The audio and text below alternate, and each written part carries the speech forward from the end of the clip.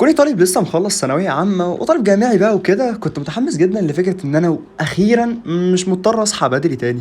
لكن الحقيقة طلعت غير كده خالص، خصوصا ان انا في جامعة الجلالة ودي جامعة موجودة في العين السخنة. يعني الطريق بياخد مني عشان اروح لها 4 ساعات. يعني انا واخد سكن جامعي، فانا حرفيا انا مسافر وانا رايح لها. اول حاجة كنت متعلمها من ايام ثانوي ان انا اعمل خطة لليوم قبل ما يبدأ. انا صاحي الساعة 2 عشان الحق محاضرة الساعة 11 الا تلت. وطبعا من العادات اللي الواحد طلع بيها من ثانوية عامة ان اول حاجة تبدأ بيها يومك هي قيام الليل. ده طبعا لو انت متعود تصحى قبل الفجر. بعديها بدأت اجهز الشنطة، مع العلم الحاجات دي كلها وده كله والفجر لسه ما اذنش. ودي كانت لائحة الجامعة عاملاها لكل حاجة ممنوع تعملها بالسكن الجامعي، وهي تقريبا فيها كل حاجة عايز اعملها هناك، فخدتها بدل ما اكتب قايمة واتعب نفسي بالحاجات اللي انا عايز اعملها، خدتها كخطة خلاص. وكده كانت الشنط جهزت وبدأنا الرحلة. سبحان الذي سخر لنا هذا وما كنا له مقرنين وإنا إلى ربنا لمنقلبون.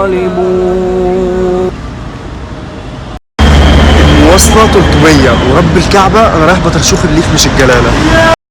لما لقيت الصبح بدأ يطلع عليا وانا لسه برضه في الطريق، قررت اسمع بودكاست تسهل عليا المشوار. أديك أمثلة كثيرة. كان يجمع بني إسماعيل ويقول لهم ارموا بني إسماعيل فإن أباكم كان راميا. يعني يعمل للأطفال مسابقات في رمي القوس وهو يشرف على المسابقة. يا رسول الله أنت فاضي للكلام ده؟ أنت عارف لما تجمع ولاد العيلة وتعمل لهم مسابقة وتسيب العيلة كل الكبار قاعدين وتقعد مع الولاد لوحدهم عشان تبسطهم وتلعبهم وتوجد جو من المنافسة الجميلة بينهم وبين بعضهم، النبي عمل كده. وهنا واخيرا وصلت للجامعة. طبعا هنا كنت قاعد في عز الحر مستني ان انا استلم السكن، وده بقى كان سكن جامعة الجلالة. الصراحة السكن كان جميل جدا، هو بس يمكن انا اللي دهولته شويتين 3 4 يعني.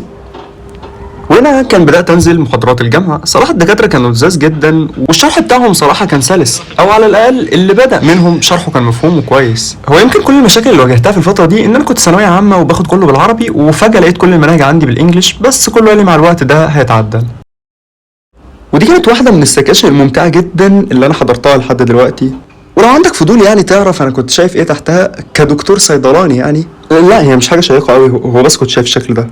وهتفضل قعدة البلكونة مع مشروبك المفضل مع صاحبك اللي معاك في السكن هي أحسن ما في الجامعة.